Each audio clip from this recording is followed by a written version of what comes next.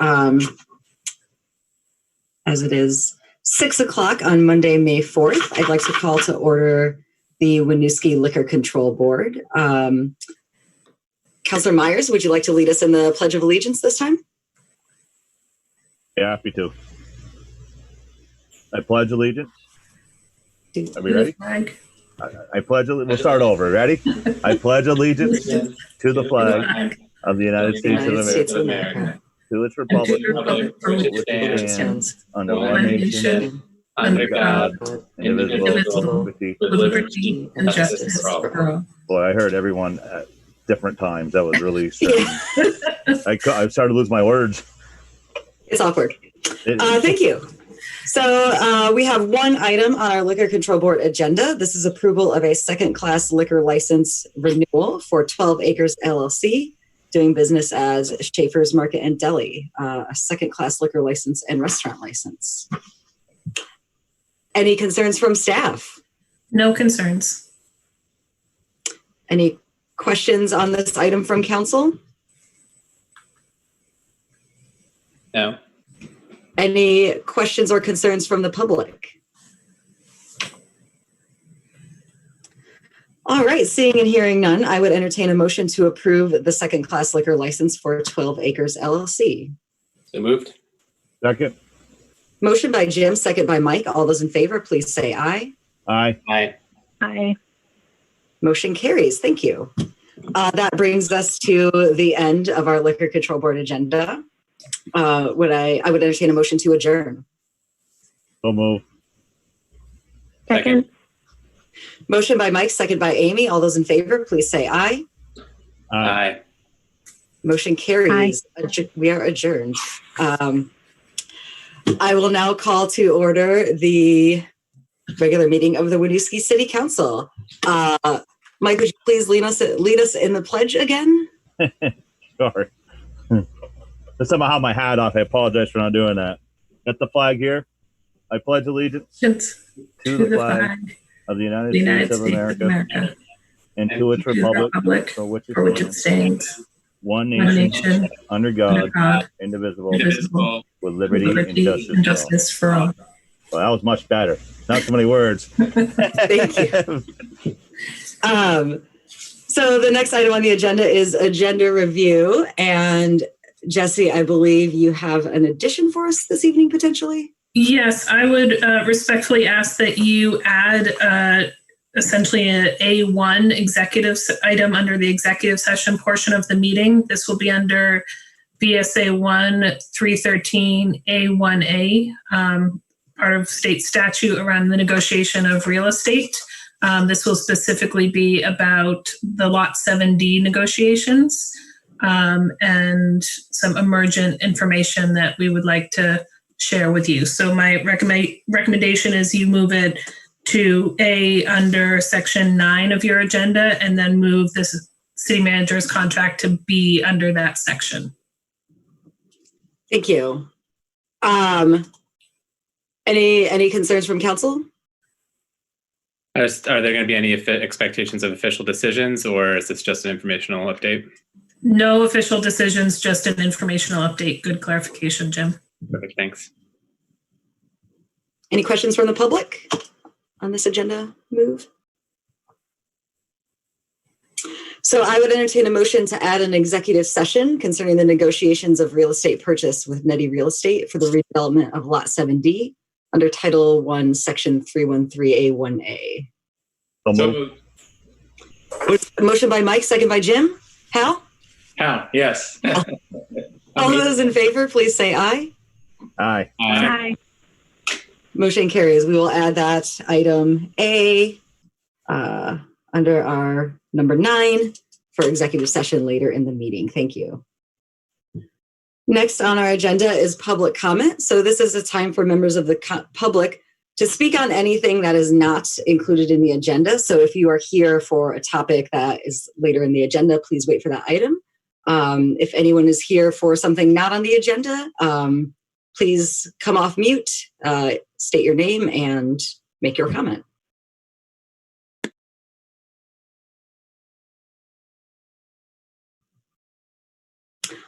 All right. Moving on to our consent agenda, we have 3 items for approval. We have our city council minutes from April 20, payroll warrant from April 5th to April 18, accounts payable warrant ending April 29 and subsequent to payout for March 2020, and TA 60 town financial. That's not something normally on there. Does someone from staff want to give a brief statement of what that is? Yeah.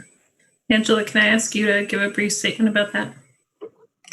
Sure. So the TA60 annual financial plan is something that we are required to file with the transportation department with the state in order to be eligible for town highway grants. It is supposed to be filed 30 days after the adoption of your budget, but was missed in all of the, other things that were going on. So this is something that is always presented. It is based on the budget that council approved, and is just reiterating that to show how much money the city is spending on our highways. Thank you. Are there any questions or concerns from council on the consent agenda? Any questions from the public?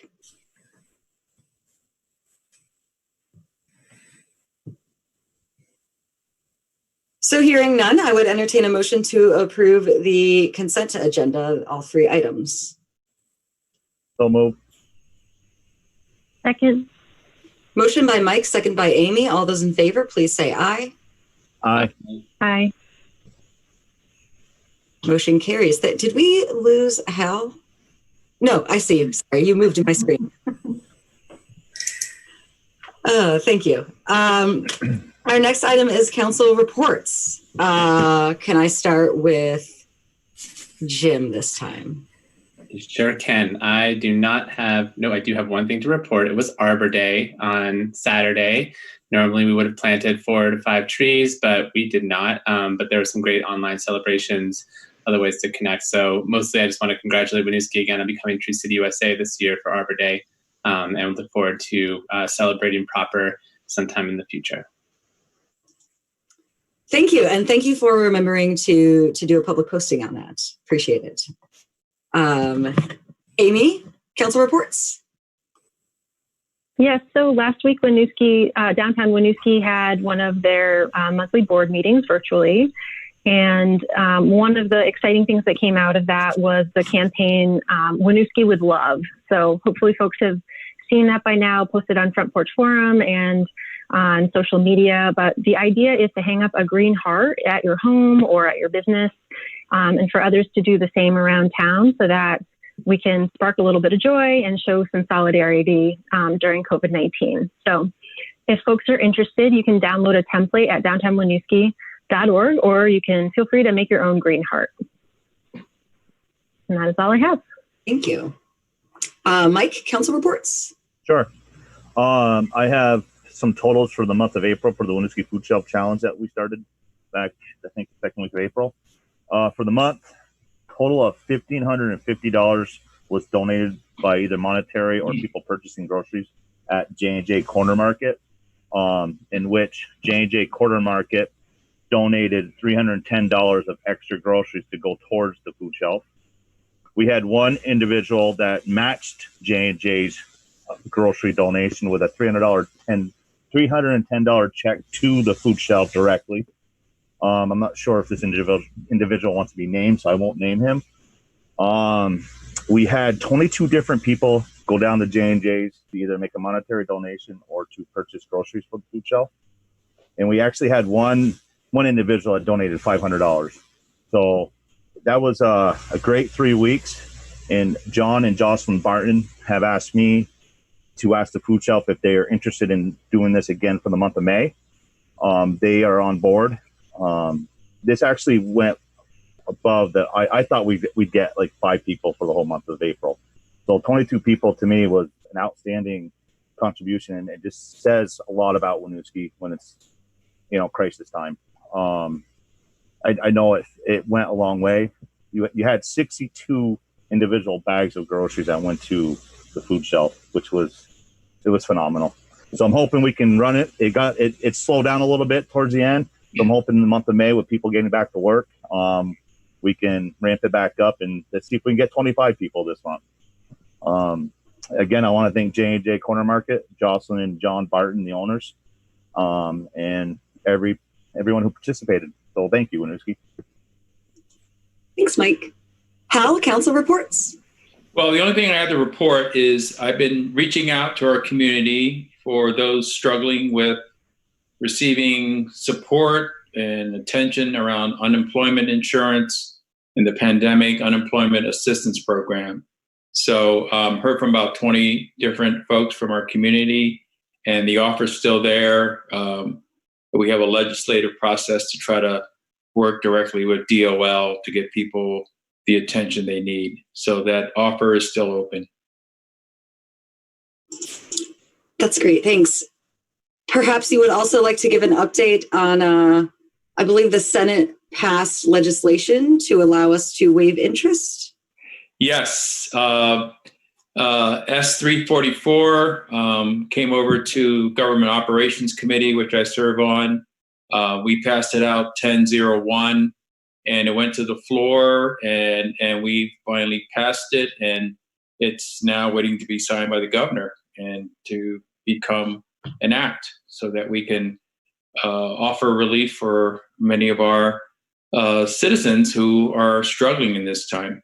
So it's one of the many COVID-19 bills that we are working on, and we'll be working on the next few weeks. Thanks, Hal. Sure. Excuse me. I just have a couple of things. I was able to speak at the Senate GovOps Committee last Friday. They were looking for statements from municipalities on things, what we need from the legislature for help. So I was able to reiterate some of the items related to the resolution we passed, as well as some things I've been hearing in our weekly leadership briefing calls. For example, our partners at AALV and USCRI have had a little difficulty supporting clients through unemployment, doing translation. The food shelf has shared that they are still struggling to have enough hygiene products to share out. So those are some of the items that we brought to their attention. Also had a meeting with the Mayor's Coalition so we could talk about our shared priorities as cities in Vermont. Right now, it sounds like the general focus is on this property tax situation, being able to provide that relief, and also looking towards what it's going to look like if we are taking payments late and then we have to pay to the state. So we talked about making sure to bring that to the attention of our representatives, which we have in the city of Winooski, and are also planning to have an additional meeting later this month to talk about moving forward and what our shared priorities might be coming out of this pandemic. That's it for me. I will pass it to Jessie for city updates. Jessie, you're on mute. And unmuted. Thank you. A couple of updates from us. First, I'll leave the COVID-19 related updates to the end. I want to start by sharing we have had, as a council and staff team, a number of conversations about the tax department's selection of a new statewide grand list tracking system. Last week, they announced that they had selected a company called Axiomatic from New Hampshire, which is not NEMRIC, which is the system that is currently used and has been used for the last 20 years.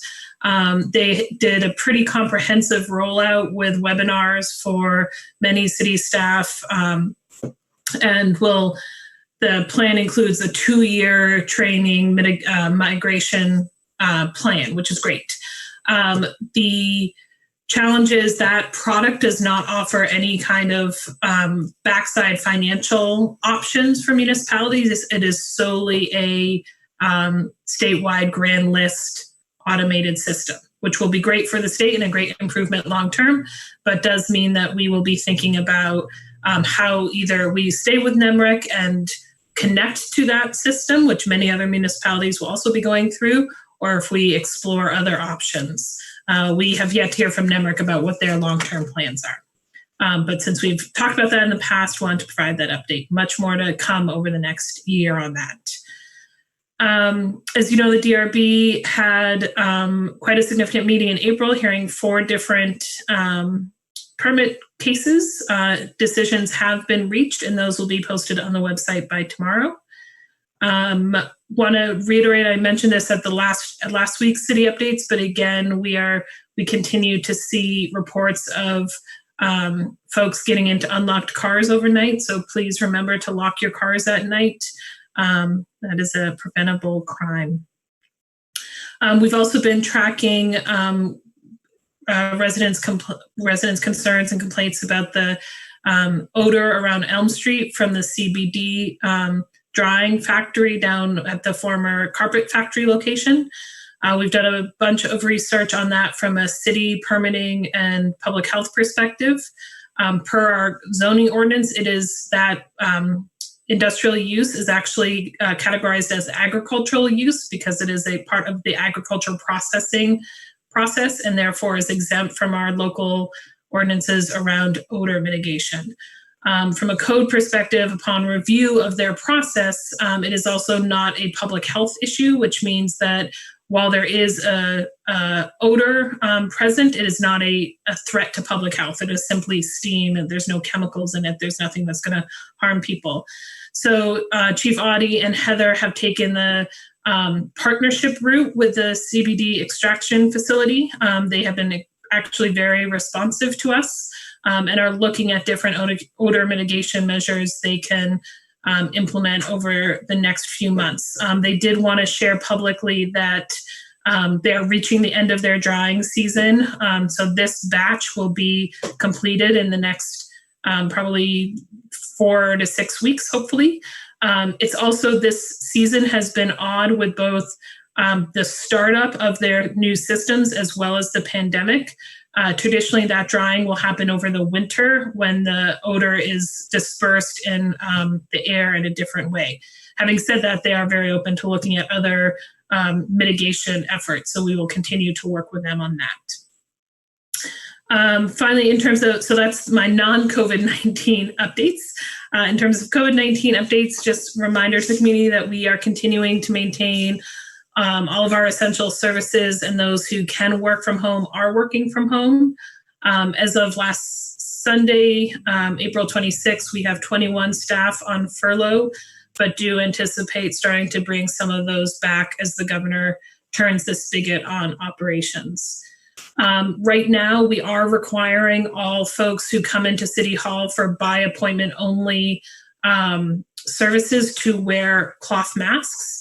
That is an option for municipalities, and we are imposing that at this time. We do anticipate that is likely to continue for a while. So Ray and his team are also looking at options to provide cloth masks to folks who don't have them when they come in, so as not to create a new barrier to people accessing government services. More to come on that, but we are working on that. Last week, we also met the governor's requirement for businesses that are open having safety plans in place and doing safety trainings with all of their staff. So we have issued a safety plan to all staff. It's specific per the kind of work staff do, whether it's public safety, public works, community services, city hall, et cetera. We've also had staff going through the required VOSHA training. I would encourage the council, while you're not technically employees of the city, you are representatives of the city, to complete that VOSHA training. I'll send you the link after this meeting, but it's at labor.vermont.gov. Right on that website, it links to the training. It's about, you can walk through the slides on your own in about 10 to 15 minutes. And there's a certificate you can print out at the end and submit, print to PDF or print in hard copy. And ideally you'd submit that to Phoebe. You can also see what all your staff has participated in. And finally, just a reminder, Paul has done an exceptional job maintaining our website. Our COVID-19 website. We are continually updating that with new resources we find for residents, businesses, employers in the city. If you are looking for something, please be in contact with one of us or start at that website, winooskivt.gov/COVID-19. And that's all I had. Also, just want to thank Amy for calling out the hashtag Winooski with Love campaign. We are thrilled about that and excited to see more green hearts go up around the city. So thank you very much. Thanks, Jessie. This moves us to our regular items. The first item on our agenda is discussion, potential approval of an F-35 resolution. So this resolution was submitted to us from residents, a couple of which are here, along with the names of, I think, about 70 other Winooski residents who are, signing on to support it. A similar resolution was passed in Burlington a couple of weeks ago, and I didn't look to see if the one that was resident submitted completely matches that. I know they're similar. And Councillor Duncan also has drafted a different version for our consideration, I believe to be more specific to Winooski concerns. So what we have here are two resolutions that we could choose to pass and sign. I would imagine just one if we want to move forward. We've also included some historic other resolutions that we have passed as a council relating to the F-35 here.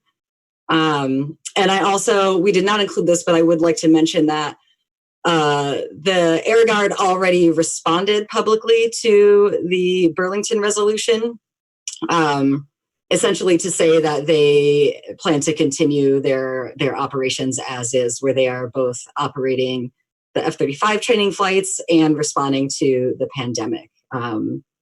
So the content of this resolution is to encourage them to stop the training flights and focus on the pandemic response. I think it would be helpful, Jim, if you want to speak to the sort of revision that you made first. Sure, and thank you for having this on the agenda today. I think it's a good opportunity to respond to the concerns that we've seen raised from a number of residents.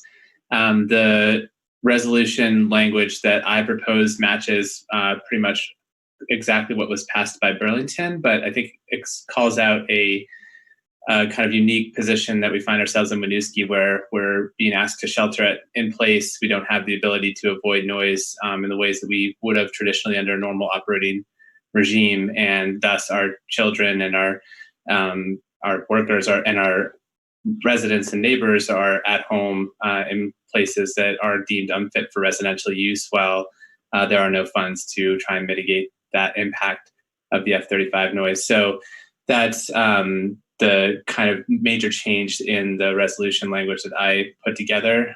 So that was the one piece I wanted to call out, was that we are being asked to make these sacrifices, but we're being exposed to something we can't avoid in the ways that we traditionally could have. We can't move, we can't leave, we can't send our kids to school where they're being avoided, where they're avoiding the noise from the airports. So that's the major difference between what Burlington ended up passing and what's in the alternative resolution that I put together. Thanks, Jim. We do have members of the public that want to speak on this today. First, I'd like to have a chance for counselors to ask questions and have discussion.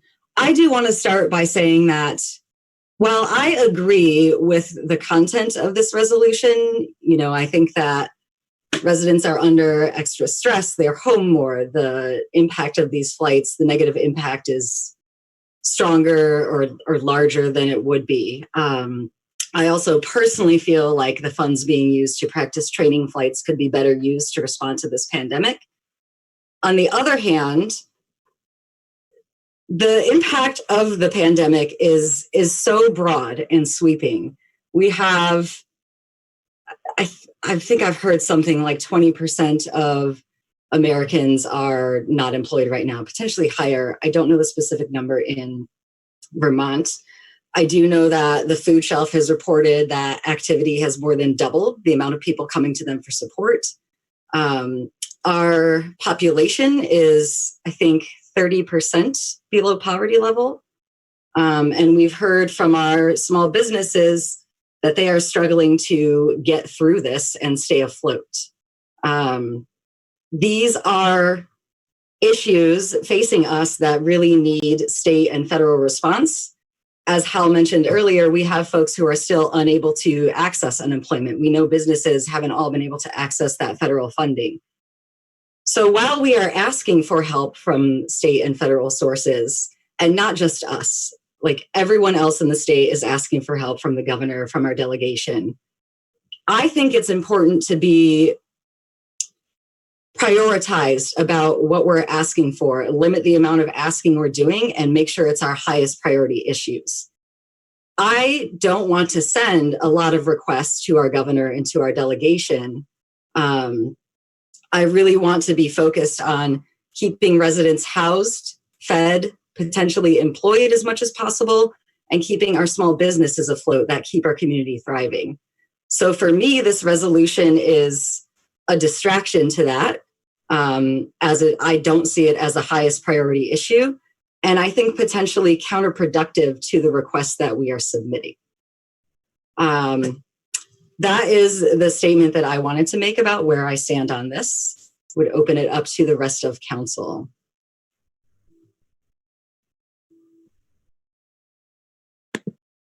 Mayor, I would echo a lot of what you said, and I guess I just want to state, I am one of the other counselors that wanted to see this on the agenda today. And my purpose behind that is that I received many emails on the subject. And at the last count, one of the emails that I had received had 40 different signatures. It sounds like maybe it's up to 70 now. That's by far the largest number of emails that I've ever received from on any topic from the public. And I felt like I had a due diligence to bring this before council and bring this up to honor what people want us to talk about. That being said, I also don't think that this resolution is something that we should be focusing on right now. I think I agree with a lot of what you said, Mayor. I worry that it could have negative outcomes and could be a distraction from some of the asks that we've already put in. And I also think that we already have an answer. Governor Scott and VPANG have already stated that they're not going to stop flying right now. So for those reasons and many more, I don't think that this is the best use of our time, and I wouldn't be in support of either resolution tonight.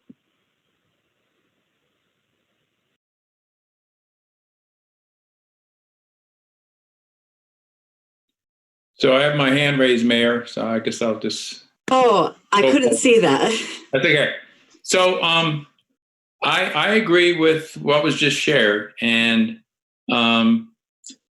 we made several efforts over the years to get the attention of the Air Force around this issue and have been politely rebuffed.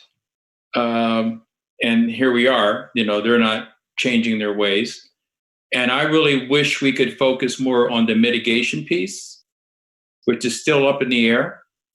And how do we rally support around making sure that that grant program is started as soon as possible and put in place so that we can have, resources to assist some of our community that's the most vulnerable to this noise in order to mitigate it.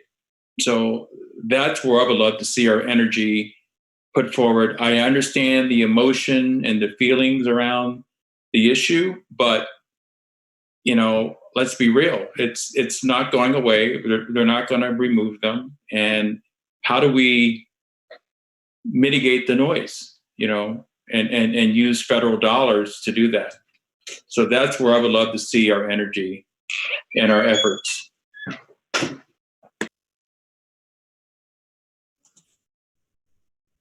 Thanks, Hal. I think the hand raise feature is probably only visible to Jessie and Paul. Okay, thanks. As hosts. I don't think I can see when people do that. Councilor Duncan or Myers? Well, I saw this and I've been thinking about this a lot. the governor did respond with Burlington City Council and saying, he was saying that the training is a federal mission that's important to national security, which I agree with. And he is not going to halt the training from the Burlington resolution. I do believe that people are anxious because life has changed a little bit for a lot of people, and they are cooped up in their house, and anxiety has been taken over. But I think we should put our energies in another direction, like how, so to speak, with the grants and on the noise mitigation and all that jazz. And to go back to the email that I received too, there was 40 signatures. There's 40 names and emails of people that had reached out or posted something on Front Porch Forum, and there was only 30 signatures on a petition, on the Move On petition. So you're talking about a very small amount of people too in the population of Winooski. I'm sure that whether there's more people for it, more people against it, I just don't see that 30 signatures on a petition is enough to distract the governor or to waste the governor's time right now on a resolution like this. Again, and like he said, he's not going to halt the training. He's already made his statement clear. He supports the F-35, as I do. And I'd like to see us try to move in a different direction on how can we help people get through this pandemic. Thank you. Jim. So I'll just follow up on that. I think just to clarify the 30 and 40, the 30 signatures from the Move On petition were not overlapping and only Winooski. So there are a lot more people who signed the governor's Move On petition. And I think we are already focused on this. We are sitting here talking about today, and this is literally something that, while I agree that it probably will have no practical real world effect, this is something that could today and tomorrow help our residents. These are people who are going through 4 times as many takeoffs in the last 3 weeks as the last 2 months. And we are seeing an increase of impacts today that are directly affected by the COVID-19 pandemic and the shelter at home or the stay home, stay safe order. So I agree that passing this resolution may not change anything on the ground, but we, I think, owe it to our residents to express their voice. And I agree with Councilor Lafayette that we should be talking about this in public, and I'm glad that we're talking about it today. And it's clear that there's probably not support for it, but I think it's worth noting that this resolution is about suspending flights during the pandemic emergency. So this is not a cancel the basing, send the F-35 somewhere else. This is just please bed them down while we are stuck in our homes. And I think that this is the most outreach I've had on any single issue. I think residents really do care about this right now in this particular time. And it happens to be some of the same people that we've heard from in the past in general in opposition to the F-35s. But I do see this as a particular moment in time where this is something we could do to help. We don't have many other levers to pull here in the city. We can't keep our residents employed. We can't force unemployment to come here faster. We can't get noise mitigation funds for 1.5 years. Like, these are things that we could put all our energy into that, but this pandemic will be over by the time any single house is receiving any sort of mitigation. I would love to see that be something that we also focus our time on, but I don't think it means that we can't take this issue up. That said, I am happy to go with what the council feels is best, and I trust the instincts of our other councilors on this, but I do just want to acknowledge that this isn't just a matter of doing the same old thing that we've always done. This really is something different at a different time. And so if we choose not to move forward, I hope we move forward with that being recognized. Thanks. Thanks, Jim. I want to open to public comment. I have a couple of names of folks who sort of alerted us that they were interested in this topic. So I will call on those. And then if there are additional folks on the line, we can open it up. So first off, we have Marguerite Adelman. I've never said your last name out loud, so I'm really not sure. Marguerite Adelman. I just want to clarify that there were 41 names on the original request that came mostly for Front Porch Forum, but not entirely. The additional 30 names were the ones, and they're not a duplicated list, so it's 71 people total, were individuals who signed the petition that went directly to the governor on the Move On website. So 71 Winooski residents. And it's specifically looking at, as Jim pointed out, this time when we're stuck at home, teaching, working, whatever, and we have absolutely no ability to mitigate the sound, to get away from it. It may seem like this is a useless request or whatever you want to call it, but my feeling is that in a democracy, we need to be able to let our government officials know what we feel, and they need to understand that, you know, we have a voice, and every time they deny it, and the governor is the commander-in-chief of the Vermont National Guard. So he is actually over the fellow that's there that said, you know, we can do both. But the point isn't doing both. The point is, during this pandemic, in a city with new Americans who have survived war and God only knows what else, who are trying to study at home with their children and to do what they need to do. Right now, this is stressful and difficult, and a reminder continuously of war at a time when the UN has basically said we should stop all military action of any kind and focus completely on the pandemic. And to me, it makes the most sense for us to at least ask it. I don't believe, once again, that the governor will probably grant it, but I think within a democracy, we need to let our voices be heard. And we need to be able to say, this is what we want, even if we get denied in the end. So my feeling is it's important. I've heard from many of the residents here where I live at the Mill Yard, and it's been really loud, a lot louder and a lot more often than you can even imagine. So I would encourage you to vote for it. I don't think it's going to distract from anything else because, frankly, I think you're right. I don't think the governor's going to give a shit, excuse my language, and I don't think it's going to make any difference. But on the other hand, for us, I think it's important that we have this say. And so I'll end there. Thank you, Marguerite. Next up, we have Dr. Ackland. Hi. We have a very directional mic, so that's why on our machine. I am a professor at SUNY Plattsburgh. Since March 13th, I've been teaching from right here, right next to the window. Hal, when you talk about mitigation, I think all of us now are starting to realize that mitigation is going to be very, very difficult.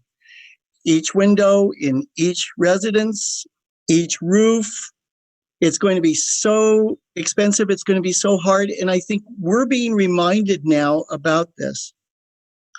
When I'm teaching, I can't hear my students on my machine. When 4 F-35s in order, in a sequence, take off. Now, while I'm waiting to be able to continue my instruction and to hear my students, there's one thing that goes through my mind: $44,000 an hour for one of those planes. And you're talking about a distraction. I'm talking about priorities. I'm talking about every time that I look up and I am literally, and you all know it, you felt it too. Well, put your hand on your window. There's my window. No, you feel it shake. You know that's happening. And I really think that Winooski is going to be reminded more and more about the dangers of having these jets over our heads. I read the response that the VTANG commander sent back in response to the Burlington resolution. He said that the flights would continue, the training flights, 4 to 8 each time. Okay, well, I've heard 6. I've counted 6. I haven't counted 8 yet. But 4 to 8 every single time that they do it, repeatedly during the week. And that's why I'm actively requesting that I know it sounds like everybody is saying, oh, let's not distract. Even Marguerite is saying she doesn't think the governor will pay attention. I think it's about time that we all pay attention to this. So thank you for considering this resolution. Thank you. Josie Compton? Oh, you are on mute. There you go. Hear me? Okay, I think this is a moral issue during this pandemic. I am 64 years old. I am in that section that can be at risk, and I love to walk. I just moved here a year ago. I'm in the I-RAN section. I'm the type of person that Winooski loves to have here in terms of economic issues. I am renting, and I am appalled about the level of noise. I'm feeling attacked every time I walk. I love to walk. I love Winooski. I love what it has to offer. It's got a store right downtown. It has more breathing space in Burlington, but these jets are just, and I'm at risk right now with this pandemic. And I'm going out. I will tell you one experience I had. I'm walking along the path on that river where the boardwalk is, and there is 2 jets going on that river low between Burlington and Winooski, right next to the buildings there, the apartment buildings. They were so low. I had to run. As a 64-year-old, I had to run into an indoor garage in those apartment buildings. And I felt my inside shaking. Do you think this is good? Come on, guys. This is not healthy. It just doesn't make any sense. It's inhuman. It's just, I would love to stay, but I can't. I just can't physically live under these jets. And with a pandemic going on, who cares what the governor thinks? It's a moral issue. And I'm at my window and I see mothers walking. There's a lot of young families moving in here. Do you think they're going to stay? The real estate is cheaper and that's what attracts them. But then they're realizing, wow, we can't have our kids' brain being fried. Literally. If my insides are shaking when these planes go by, do you think this is great for a child's brain? Anyway, I think it's a moral issue. And Burlington has been doing they've been brave about facing the governor. And I think it's a start. And during a pandemic where we're all scared, and I see a lot of young people here, they just don't know what's going on. They're scared. And then you've got these monster jets flying over. Come on, let them move somewhere else. This is inhuman. Anyway, this is my point of view. And I hope I can stay in Winooski, but I'm just afraid, this is not a political issue. This is not Trump versus whatever it is. It's a moral issue. It's inhuman. Thank you. Terri Zigman? Okay. Terri? Hi, thank you. I'm a Winooski resident of 20 years. I've been here for a long time. I'm a homeowner and a taxpayer. And I'm also a small business owner, and I've owned my business for 15 years in Burlington. I have had to make a lot of sacrifices. My business is no longer operating. I'm trying to navigate the unemployment system, and I've been told to shelter at home. While I'm sheltering at home, I'm doing my best to get out and exercise and walk, and these planes flying over every morning without any kind of notice. You have no idea when they're coming. Saturday morning, this past Saturday morning at 8:30 in the morning, 8:30 on a Saturday morning. The planes are flying over. They're loud. There's nothing I can do. I don't live in the 65 dBL zone. I will get no mitigation whatsoever for my home. Doesn't matter. Even if this is just a resolution that the city council passes and sends to the governor, even if it's just for show, I am urging all of you to do it just to show that we don't want this happening, especially during a pandemic. It's just insane. So many of us, so many small businesses are closed right now. I know a lot of my neighbors who probably didn't sign those petitions. I didn't even know about the Move On petition, so I didn't sign that. I did sign a local petition, I think the one that Marguerite had, but there's a lot of people that don't even know these petitions exist. I know many of my neighbors around me, I can't speak for them for certain, but we've talked about the planes flying over. I know that there's not a lot of support for it around here. And I also, I don't know if they signed those petitions or not. There's small children. My neighbors right here have a 2-year-old. The neighbors across the street have a 2-year-old. Like this is in $44,000 an hour. That's more than I make in a year. And I am sacrificing my business right now to be home because the governor has asked people to stay home, stay safe. So I'm home with these planes flying over my house, just like Bob said, rattling my windows every single time one of them goes over. Car alarms on my street were going off when they were going over. I am urging you all of my representatives to please, even if it's just for show, please pass this resolution. Thank you for your time. Thank you. Are there any other members of the public? I don't think I see any others. Do any counselors have any follow-up thoughts or questions?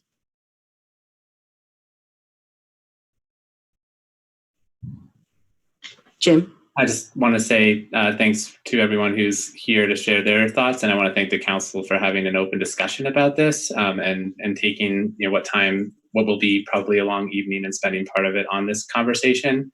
So, however we do, I just want to say my appreciation for that and for the kind of the level of conversation that we've had on this. So, thank you for the consideration of it.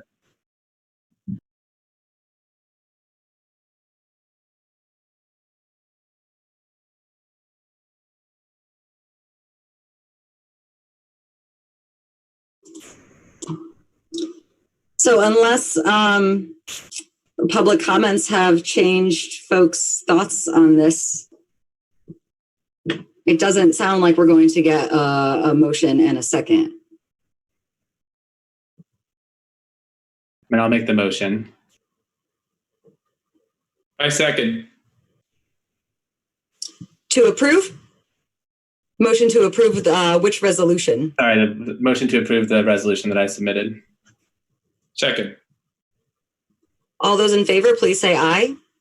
Aye. Aye. Those opposed? Nay. Nay. Nay. Motion does not carry. Thank you for engaging in discussion and for those who came to share their experiences and their thoughts. I am glad to hear that a resident petition has been submitted directly to the governor. And I personally think that's a more effective way to show support with 70 resident names than a resolution passed by our council. This brings us to our next item B, which is approval of a chicken permit for 156 Mallets Bay Avenue. Thank you. I will ask Eric to give us an overview of this. So, thank you. This is an application for a resident to keep chickens at their property at 156 Mallets Bay Avenue. The actual application is included with your agenda. Unlike the previous applications that you reviewed at the last meeting, this resident does not need zoning approval. The reason they do not need zoning approval for this particular application is that there's a provision in our regulations that allows for a property to have one accessory structure that is less than 100 square feet as an exemption in our zoning. So this property currently has no other buildings than the single family home on it. So they do qualify for this exemption of having the accessory structure. So they are going forward. They won't need zoning approval on this for this application to keep the chickens. It's simply the approval of council at this point. Thanks, Eric. Any questions or concerns from council on this chicken permit?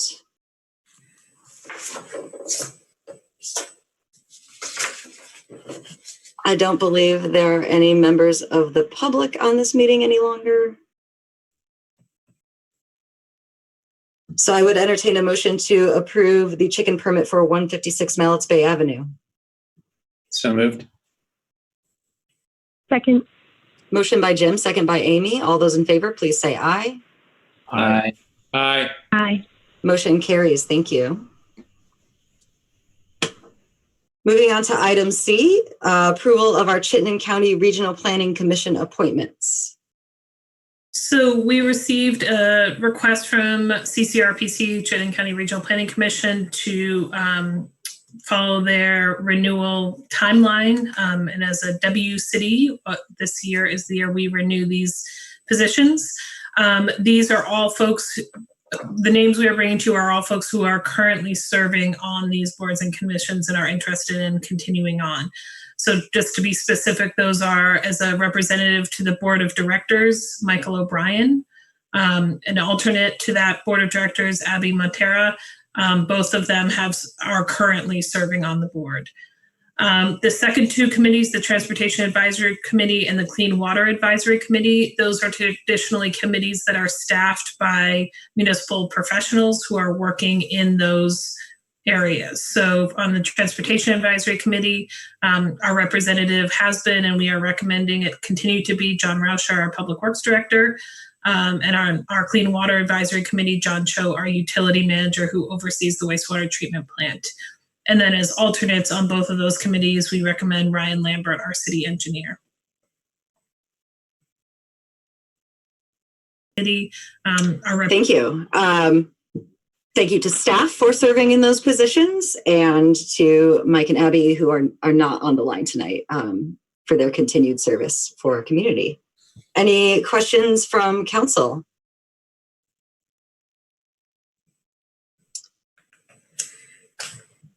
No public comment. I would entertain a motion to approve these appointments to the Chittenden County Regional Planning Commission. So moved. Second. Motion by Hal, second by Mike. All those in favor, please say aye. Aye. Aye. Aye. Motion carries. Thank you. Next item is up for approval of the Winooski Small Business Loan Committee COVID-19 Relief Loan Application Recommendation Awards from Heather. Good evening, everyone. Back again, we have 4 new applications for the COVID-19 relief loans. As you know, you approved on April 6th, repurposing part of the original Winooski Small Business Loan Program for these emergency funds. Our Winooski Small Business Loan Committee met to evaluate and score the applications that we received on April 30th. And in addition to that, we went through some questions were being raised as we were evaluating some of the loans. So we set thresholds for the scoring criteria on several of the criteria, number of jobs that would be required to get 2, 1, or 0 points, number of years in operation for the same point scoring, thresholds for visible vacancy, as well as thresholds for scoring the desired business types in the community. And those are based on the Economic Development Strategic Plan survey that was put out to our community about desired businesses and services. In addition to that, we discussed and agreed that for eligibility for the program, businesses with known code violations are eligible for funds, with the condition that receipt of funds requires the business to meet code standards by the end of the loan term. Home operations with no storefront are not initially what we had envisioned, but we have received an application, and we determined that they are eligible for funds and will be evaluated based on the loan fund scoring criteria. And based on the limited available funds that we have during this economic emergency, loan applications must meet a threshold evaluation score of at least 5 of a possible 10 points in order to receive funding. So with that, we did evaluate 4 loans, and we are pleased to provide our recommendations. Loan number 1 is for Birdfolk Collective at 17 East Allen Street in the amount of $10,000.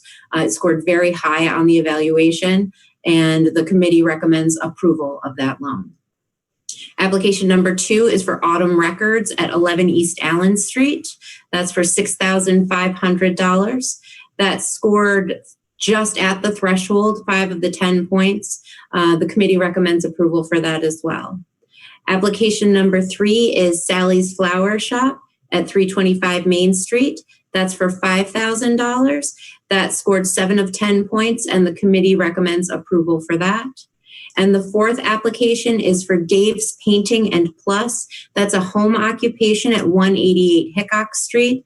That received 3 out of 10 points, and so did not meet the threshold score for funding. So the committee recommends denial of that application.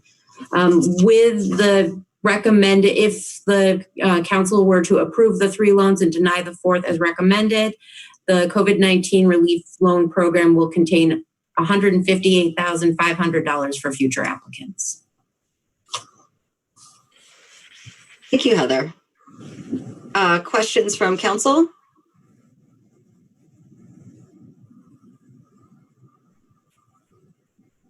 Hi, Heather. I have a question. Sure. The point process that you have for people that have businesses that they run out of their homes, do they have a chance to resubmit if they didn't understand the point system, or how does that work? Like a contractor like Dave's Painting, how does someone like him, not that doesn't have the storefront or the downtown area, survive if he's running his business out of his house? Yeah, I think obviously that's a concern that we discussed as a committee. When these funds were initially established for the Winooski Small Business Loan Program, there were a series of goals that we had with those funds. And some of the primary goals were to take care of vacancy in our downtown. We had a real problem with that at one point in time. So that's one of the major goals. Another is to create vibrancy in our downtown and our gateways. Another is to create, and in this case, we're looking at retaining jobs. And so that application didn't meet the primary goals of the program overall. And while it doesn't feel good to say no, I think that unless we go by those criteria, then we're just providing a pass through of funds, and it would just be first come, first serve.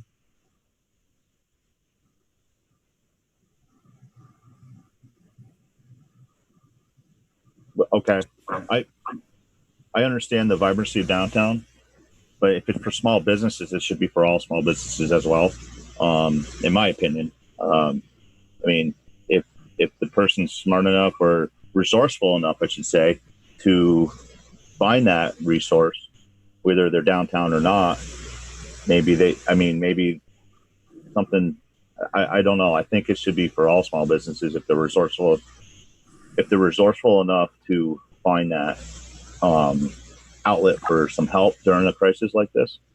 And we did make home operations eligible, but they have to meet the goals of the program. So we do take those and we do score them. It's just they don't meet the threshold of scoring based on what the initial goals were. So it's not that he's not eligible.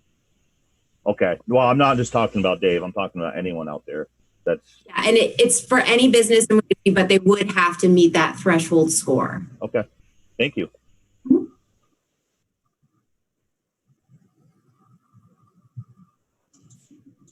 And I know we approved those criteria, like this was shared when we approved the conversion of this loan, that there would be criteria to help score and see where these dollars go. Any other, Jim? But these scoring criteria are new, right? This was a discussion that, according, I thought reading the memo that these like points and levels of the 0 to 1, 1 to 10, and 11 or more jobs. Like I do have a concern of like this seems to be weighted towards having a brick and mortar store that has a significant number of employees, and so home-based businesses or smaller operations with fewer FTEs would not be very competitive in this program, but might be the ones that have the least resources to access other forms like the PPP or something. I think it depends on the business. So there's also, these aren't the only criteria. So based on, and it's not that these are necessarily vastly different from the original criteria for the Winooski small business loan, but when you're looking at, what had been originally about filling vacancy, now we've tipped it on its head to look at where would vacancy be very visible. So we're still using the same basic criteria, or creation of jobs versus retention of jobs. So we're keeping it along the same lines of what were the original criteria. What we did here was really nail down the way that the original loan program was written was 2 points is meets a high level of the criteria. 1 point equals meets criteria, and 0 points was does not meet criteria. And so in going through so many loans so close together, it occurred to us that we really wanted to nail down specifically what those thresholds were in order to remain consistent across the board. And there are other criteria as well, including minority and women-owned business that are part of this but aren't discussed specifically in this memo. So people can score higher than than you might think having a home operation. Sure, thanks for clarifying. But just to be clear, the scoring, just to your point, Mayor, the scoring criteria that are listed here were not part of the original approval that we went through, right? Or I might be mistaken. I can go back and look. I just couldn't remember. The specifics of the thresholds have been clarified here. They've been quantified here in a way that they were not in that original memo. That's correct.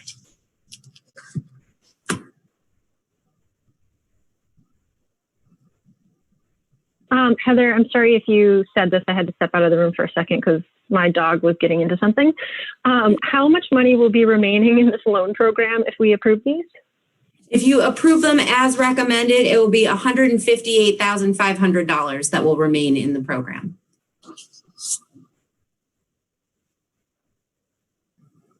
Is that if we approve all 4 or just the 3? That's if you approve the 3 and deny the 4th.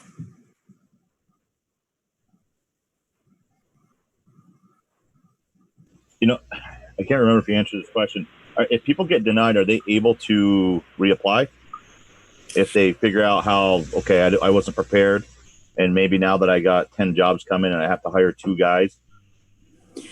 Yeah, I think the way that the program has worked thus far is if you have a loan, you can't apply for a second loan. I certainly think there's nothing stopping someone from applying again to the loan program. With that being said, if something shifted in the way that you're discussing and there are new jobs and new things for consideration, then certainly I think they could apply again. I think unless something has changed, they will probably, if they didn't meet the threshold previously, they probably won't meet it the next time. But if something has significantly changed, yes, absolutely. Okay, thank you. Mm-hmm.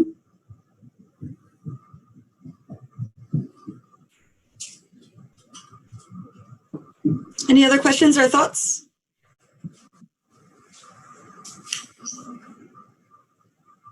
I believe there is still no public attendance on this meeting. I would entertain a motion to approve the awards recommendations as outlined in the memo. So moved. Second. Motion by Hal, second by Jim. All those in favor, please say aye. Aye. Aye. Motion carries. Thank you. Thank you. So our next item is for discussion. This is our treasurer's Q3 update, and Anastasia Hill is here to talk us through that. Yes, so good evening, everybody. Can everyone hear me correctly? Is this good? Yeah. So it's an honor to present the treasurer's Q3 financial report for the fiscal year 2020. Obviously, with the impacts of COVID-19, it's sort of long shot where these numbers will end up at the end of the year, but this is the best that we can project. We included April's actuals with these numbers just to kind of get the latest possible data to get the most accurate projections that the finance team can get. On a very broad overlook, I think that if the city of Winooski can face a global pandemic and still not have any liquidity issues or risks of defaulting anywhere, I think that's a huge success for the finance team. So credit to Angela and Jessie and everyone in our role just for keeping everything afloat. The projections have actually improved since the COVID-19 financial report that was initially sent out about a month ago.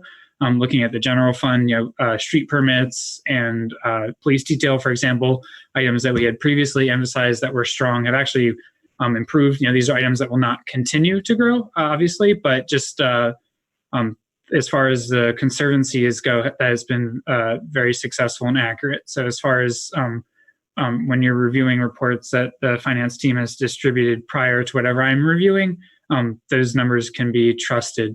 So I think that's a huge success. Other just maybe, highlights, obviously, Angela will review the general fund with the property delinquency rates. There's a huge room for improvement here. Other reasons to not be concerned is that these delinquencies, if they're not, if the taxes aren't received in 2020, they can roll forward. Most of these deficiencies can actually roll forward.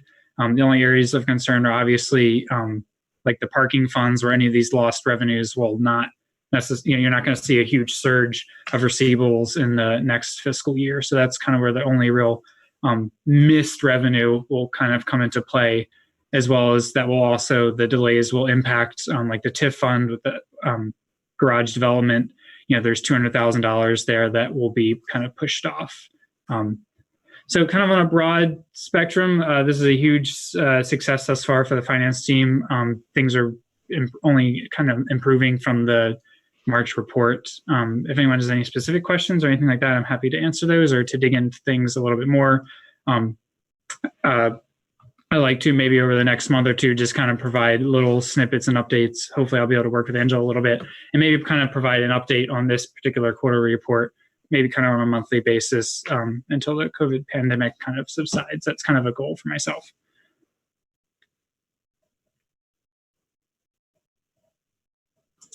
Thanks, Alex. In our next agenda item, we do have the general fund projections information. Regarding the enterprise funds, so we're applying a 20% delinquency to those right now. And to both the, so for the general fund, the delinquency is being applied both to property taxes and the local option taxes. These will largely, it's been 20% is very aggressive. Most likely will be under 5%, as well as the 20% was both applied to water and wastewater service charges. Those actually saw an improvement over the projections that we had provided 3 months ago. So that's obviously encouraging, as well as I mentioned, the police detail and other line items under the general fund are actually stronger than we had initially set up. Once again, this doesn't necessarily reflect on economic activity as of right now, but it just kind of shows that the projections themselves can be kind of counted on, and that we're not going to see these huge swings back downwards in 2 months from now when I give you the year-end results and say, oh, well, we totally missed. Mm-hmm. So the deficits that you're listing in this report are very conservative estimates. Yes, I would say that you can trust them. That's, I can't tell you what the delinquency rate's actually going to be, but I can say that these numbers are reasonable and will, with 99% assurance, will actually be better than what they currently are. Okay, thank you. Other questions from council?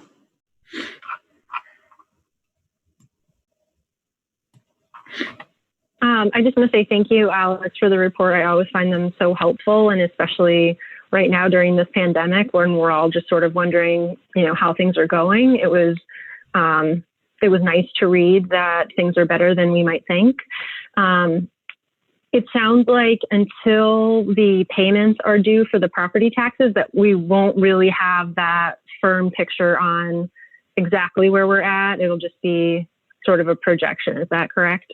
Yes, that's correct. And like I said, as I mentioned, if those collections, they can come into next year as well. So fortunately, if there is a deficit, if those are then received in the market were to rebound, it's not like a missed opportunity. Unlike the parking garage activity where those parking tickets, that's generally just lost revenue. And obviously, Angela will be able to provide a little bit more detail, but I'm happy to try to share some of that weight between her and myself.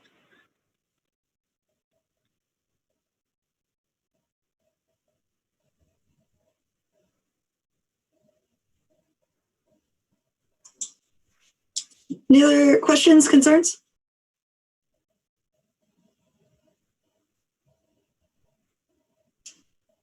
Nope, guess not.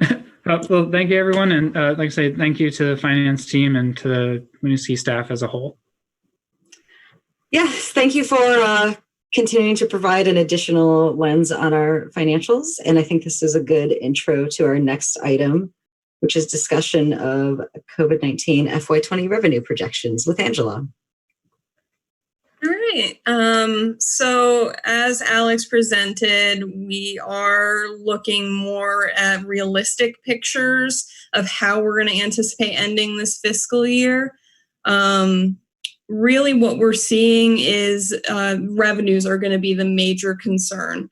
While we've had some minor additional expenses with disinfectant and things of that nature, we haven't seen significant costs with regard to that. So we're really keeping our focus on the performance of revenues. I performed an analysis of the revenues that we've taken in so far this year through April 22nd and compared that to where we were April 22nd of 2019. And we are just about on par with where we were this time last year. So we are starting off in a good place. By far, the biggest revenue that we need to be concerned about is our property taxes. We currently have over $3 million of Q4 property taxes outstanding. And the amount of delinquency for that item is the thing that really swings our performance. So to date, and included in Alex's presentation to you, is a 20% Q4 delinquency. This corresponds to about a 4% overall delinquency to the city because it's only 1/4 of the whole year, even though it's 20% in that Q4, it's in correspondence to the entire tax bill. If we have a 20% delinquency on property taxes, we're looking at about a $510,000 deficit to the general fund. Best practices recommended that we take a look at our historical delinquencies and double them, and specifically reference the recession in 2008. So when I went back, the historical worst case was around 1.5%, 1.3 and 1.5 in 2008 and 2009. So I came up with a 1.4% delinquency rate overall, which is a correspondence of 5% delinquency on the Q4 property taxes. If we come in at that historical low, we would be at a deficit of about $12,800, which is great considering that the council has approved use of our reserves for the HVAC system at City Hall and rec programming staffing this past summer. And then I did a conservative estimate in between those two numbers to try and see if we didn't have our worst case, and it was slightly worse than that because we are seeing a lot more people that are impacted by this. At a 12.5% delinquency rate, we would have a deficit of about $261,000, which we can easily cover with the unassigned reserves that the city is carrying in our books. We currently have over $900,000 in our reserves. $600,000 of that is our operating cash on hand that we like to have in our coffers at the end of the fiscal year to get us through until that first tax payment is due in August. I know that was a lot of information. Well done, Angela. Yeah, thank you for walking us through that and for taking the time to provide multiple scenarios.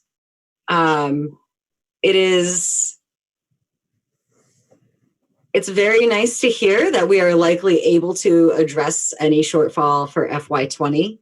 I think also keeping in mind, as you point out here, that we would anticipate receiving this money over time. It's late, it's not lost.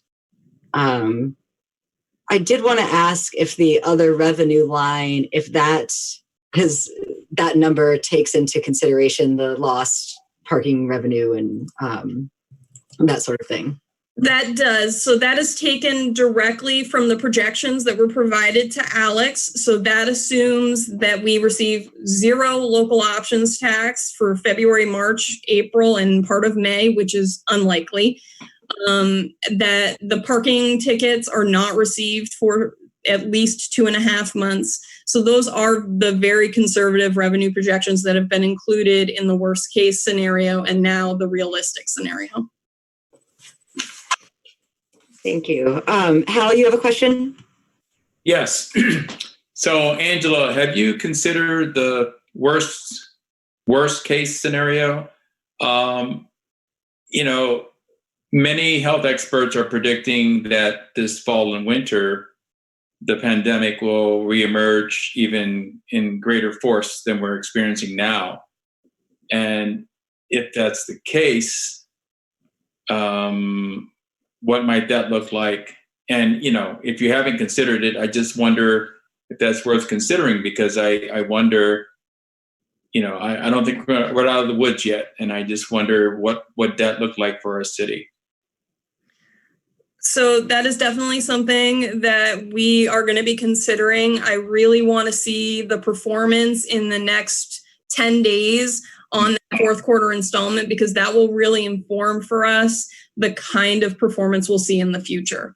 So I can start looking at it now, but it's going to be completely speculative the same way that these numbers are. I would love to have something a little more grounded in actual performance to base those forecasts on. Thank you.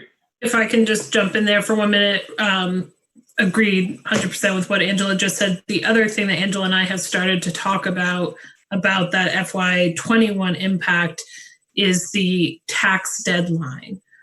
With the reality of what the state has done with the deferred tax filings to July, and the ability to therefore set the statewide education grand list and give us the homestead information, it is likely that tax bills will also be delayed, which means we will be potentially covering more of that cash on hand that Angela alluded to earlier. So there's a kind of 2-part issue there. It's one, what are the revenue and expenditure impacts in FY21? Then there's the process impacts if the process is significantly changed than from prior years. So Angela and I have started to kind of map out how do these decisions impact the decisions we would bring to you.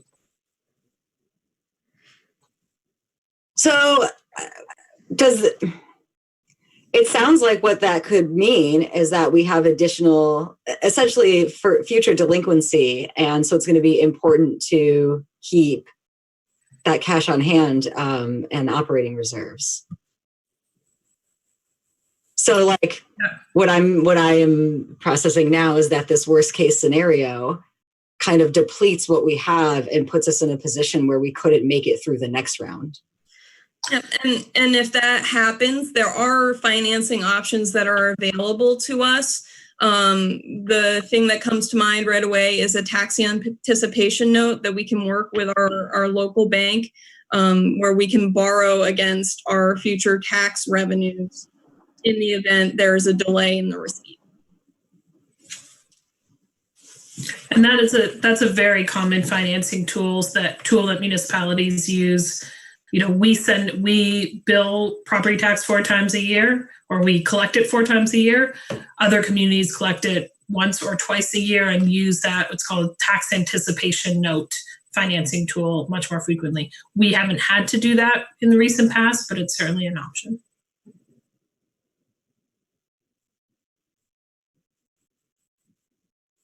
Angela, I know that you said that the payments for property taxes come in at multiple points during the year and they're sort of on a rolling basis. is there a date? And if yes, when would that date be, where we usually get, say, 50% of the taxes are in by then, so that we can sort of see how we're doing so far?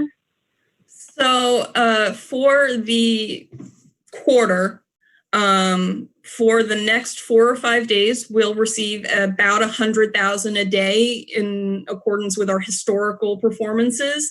And then that last week where taxes are due, every day we'll receive about $300,000 worth of taxes right up to the due date. So it's really hard to give an estimate because it comes in such huge chunks.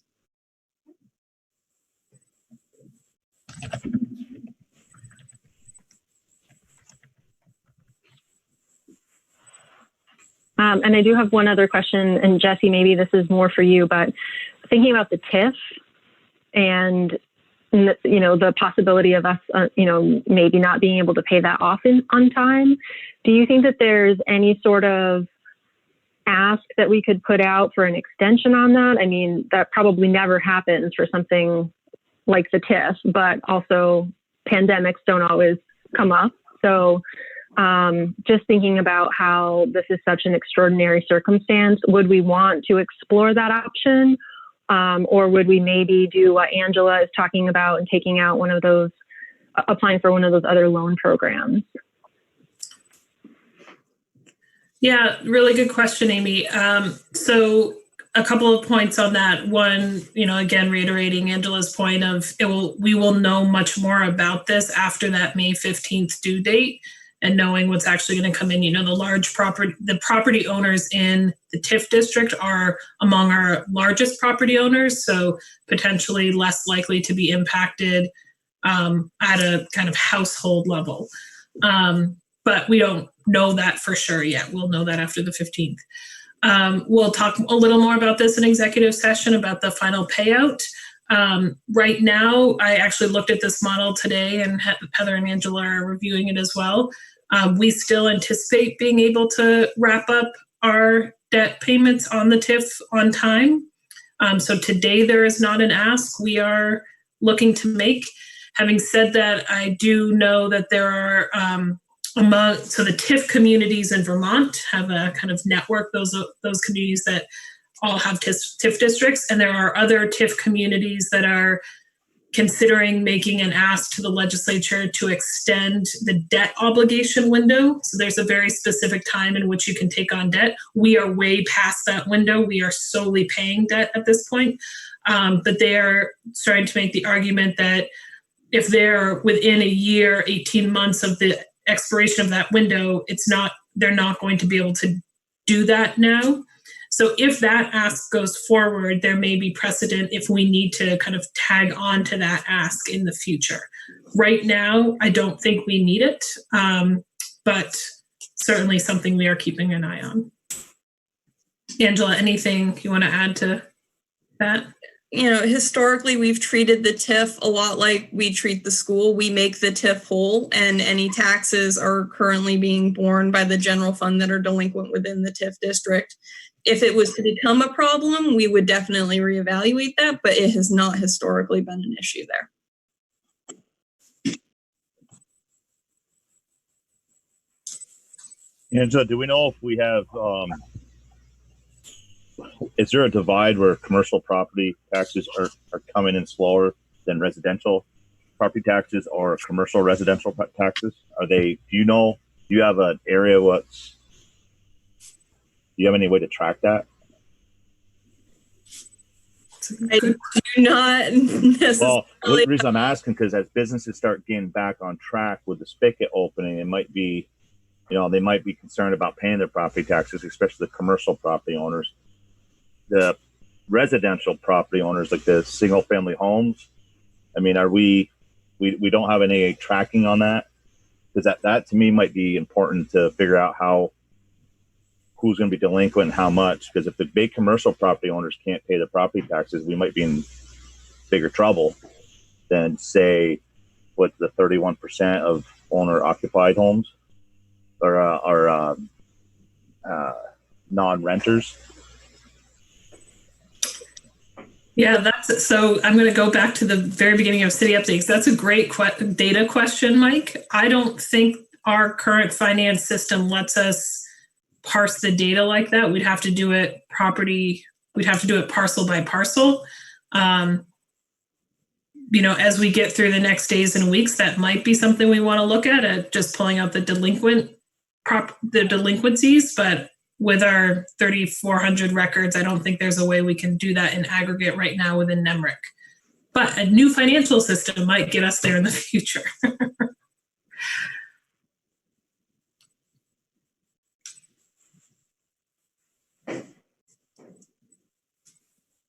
I don't want to add any more work to Angela. I'm sorry, Angela. She's doing great. As we got closer and there were less properties outstanding, I could definitely do that evaluation. But at this point, most of the properties are still outstanding, and that would be an individual property by property analysis that would take quite a bit of time.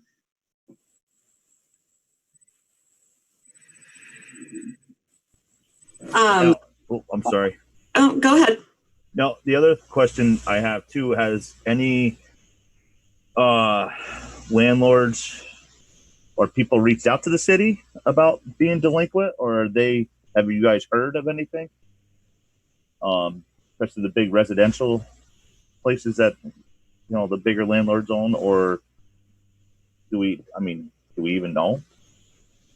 I've had two folks reach out to me in response to the emergency ordinance publicity we did after you all passed the emergency ordinance last time, just asking for details on that, not necessarily suggesting that they weren't going to pay, but asking about the details.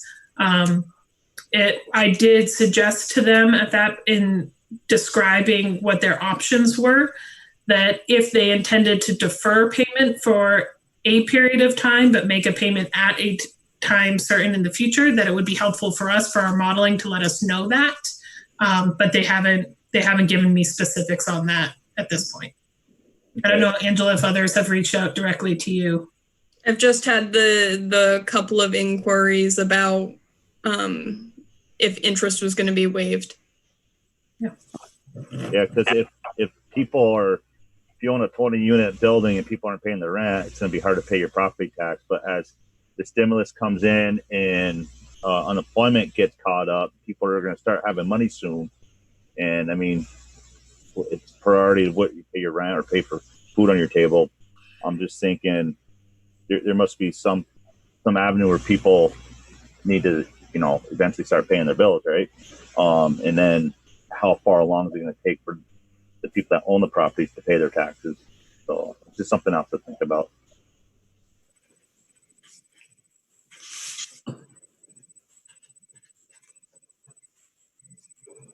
Are there any other questions?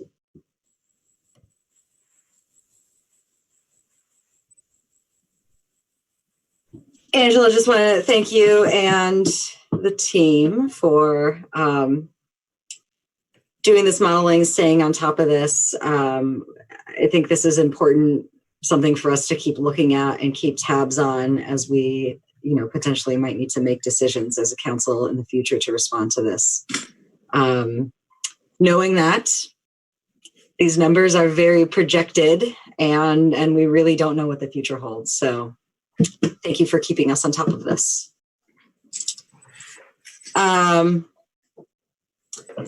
This brings us to our final regular item, which is discussion approval of our policy commissions. So since our last meeting, we have each reached out to the the commissions that we liaise to talk to chair and staff about whether or not to reconvene those meetings remotely. I wanted to just talk through that tonight and see where each of our commissions are at with that, what they're, sort of what they want to do, and then make a decision about how we want to move forward.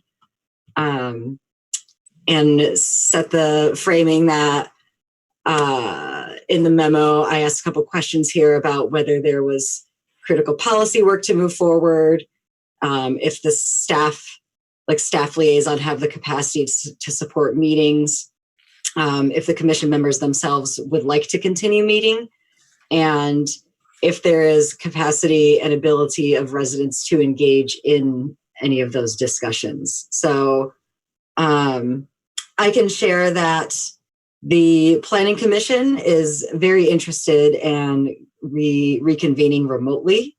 And Eric and Mike O'Brien, the chair, and I discussed focusing on the longer discussion they've been having around zoning updates and form-based code, but not necessarily any quick changes or sort of discrete topics. So really continuing work that's been happening. The Finance Commission, we think, likely would not reconvene. There's definitely a staff capacity issue to support them. And the work they were doing was really focused right now on the groundwork and getting to know city finances. And because those could be changing so rapidly, we thought it might not make sense to reconvene that just yet. I will open it up to hear from others on the results of their discussion.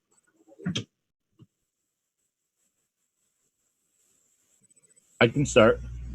The municipal infrastructure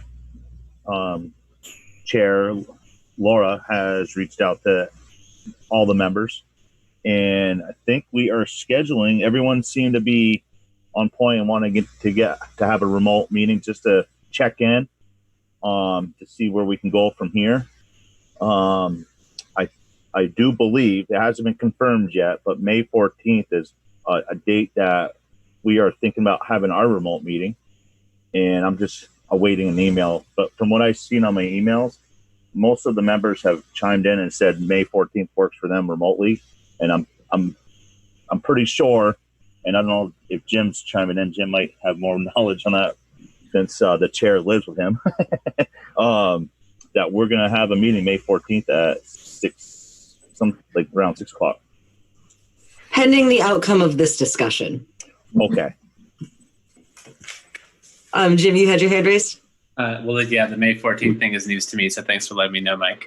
Well, I was just going to give an update on the housing and charter commissions. So the housing commission, I think there's a bandwidth capacity constraint both at the staff and the chair level. So there was not an interest from that group in moving forward with the housing commission work. The remaining issues center around a funding model for the housing trust fund, which might be a premature conversation at this point, and then supporting the planning commission and the affordability incentives around form-based codes. So I think that could be an issue that gets revisited later as the planning commission does more of its work. There could be a chance for the housing commission to come back on. That wasn't discussed. So at this point, none of the other members have been contacted for their input.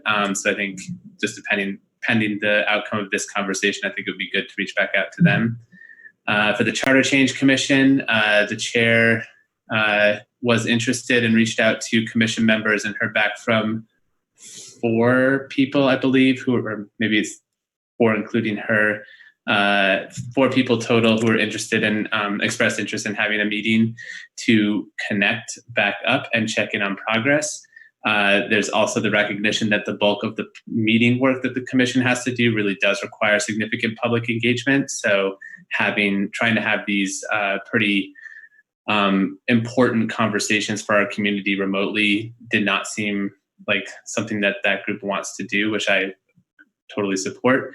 However, they are in a phase of outreach that was more about individual members reaching out to community groups and engaging them on discussions outside of the regular commission meeting process. So I think there is the potential that some of those folks could continue that effort to engage with residents and key informant groups outside of the commission meeting process. So I believe that that's what they will be discussing, and they all have expressed interest in a meeting this month as well. They put May 19th out there, but I think with our staff constraints as well, we got to just be realistic on what timing would work. But they are definitely interested in having another conversation, checking back in on what they have been charged with, which is coming up with something for November and seeing what they can still do during this time where they can't do public engagement in any meaningful way.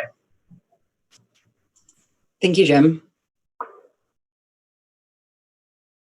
I checked in with the Safe, Healthy, Connected Commission folks, and the chair felt that it would be tough to do long-term planning right now, and that there weren't a lot of critical projects that needed to move forward. Also, in speaking with Ray, who is the staff liaison, there is definitely some staffing capacity concerns right now. So from where we're standing, we are thinking of continuing to not meet at this time.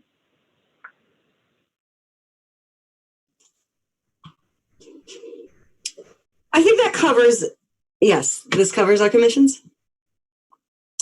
I mean, I like what I'm hearing. I think the concerns that are brought up from commissions that might not be interested make sense. I think, municipal infrastructure and charter wanting to have a meeting to touch base and consider ad hoc or have more discussion about what is possible, that makes sense. Also that I can see with housing where those priorities you can't really dig into right now. They're tightly wound up with finances. It sounds like there is interest in reconvening some of these commissions to a degree. What I'm trying to articulate is that I think the ones that do want to meet, it sounds like the work that they would like to focus on is feasible to work through remotely during this time.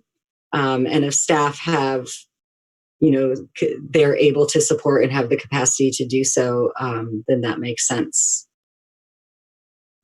Do folks have any concerns about, yes, Jim? I just want to acknowledge that I feel like I didn't do a good job articulating that Jessie is the staff liaison to the Charter Change Commission and did express concern about her ability to support the commission. I felt like I downplayed that. I think if they are doing check-in and deciding on ad hoc one-on-one work outside the commission process, it sounded like maybe that wouldn't be too big a lift, but I didn't want to say, oh, Jessie's fine. She's got plenty of time to do this. So I just want to acknowledge that that is a challenge for the Charter Change Commission. If they're doing anything beyond checking in and reevaluating where they need to get to, that could be more than our staff can support. Thank you for calling that out. And I think that aligns to the approach of, I agree that it makes sense that folks can continue to do some of that individual outreach and reach out to, partner organizations and what have you, versus focusing on public engagement, which is challenging right now. And Jessie and Angela being the liaisons for finance is a big factor in not being able to move forward with that work right now, given priorities. Were there other, I think, Mike, you had something? I do. John Rauschner is not on with us tonight, so I don't want to speak for him. He didn't reply to our email, so I don't know what his load is, and I don't want to speak for him either. I think the interest of the meeting was just to get in touch with our committee to hear if there's any pressing updates that we need to pass along to staff or to the council, to the public. I don't think we're going to be engaged in any not decision making, but bringing anything forward to the council at this point. But I just think it's just to get together and say hi and see if there's anything that we need to discuss. Thinking ahead, so we're kind of ahead of the game when we get back on track of our capital projects and just other projects in the city. So if I can jump in there for a minute, just based on my conversations with John Rauscher about the Infrastructure Commission, I think he does feel like he has some capacity to handle a monthly meeting, and that there are some questions about, stormwater ordinances and rates, impact fee rates, other utility connection ordinances that he does feel like if we move some of these capital projects forward in some ways would benefit from the commission convening again. Yeah, I had spoken with him as well. He said he had some ability to support and wanted to, that maybe it's not monthly, but sort of ad hoc for those items that come up, which could just turn into monthly. Do folks feel okay with this approach of having some of these groups reconvene in an ad hoc manner focused on critical stuff that doesn't require, deep public outreach or public meetings?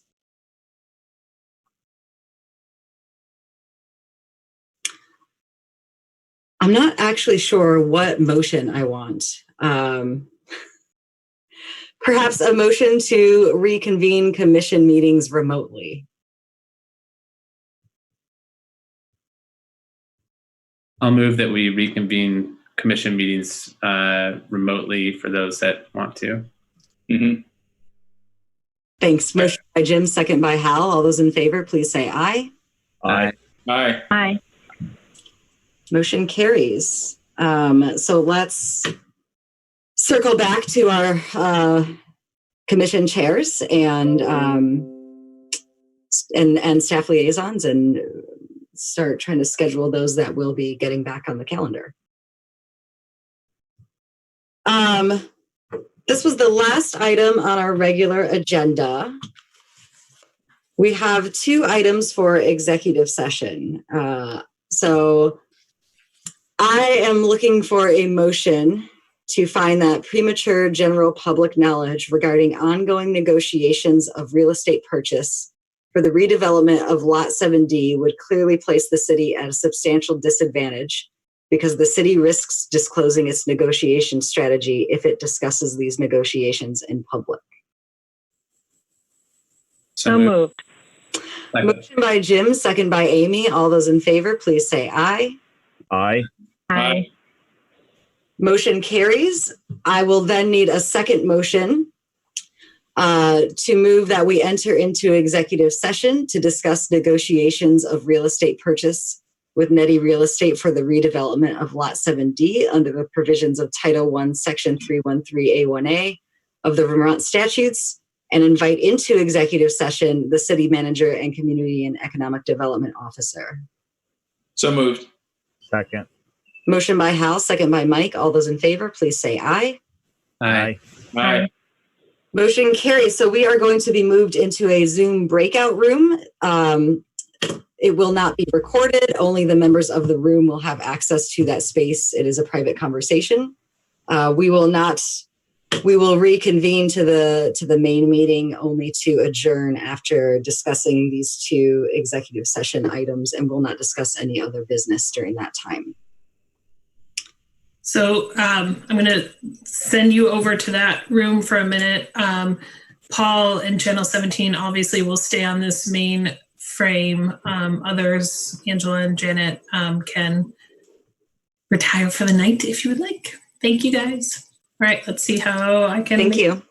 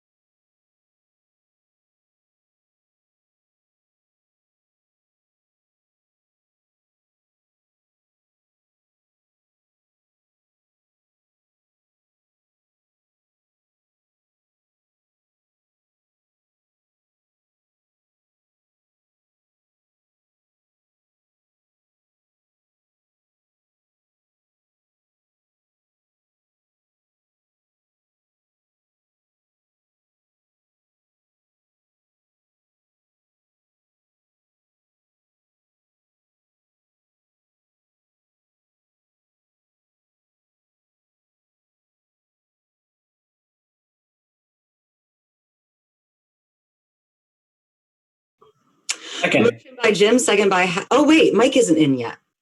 No. Uh-oh. Uh-oh. Can you pull him back, Jessie? Where is he? I wonder if he clicked leave meeting instead of. He may have. He had a little anxiety when he. No, he's still there. Oh. Okay. I don't know how to, hold on a sec though. Let's see if I can chat him. Nope. Let me go over and get him and pull him back. Okay, thank you.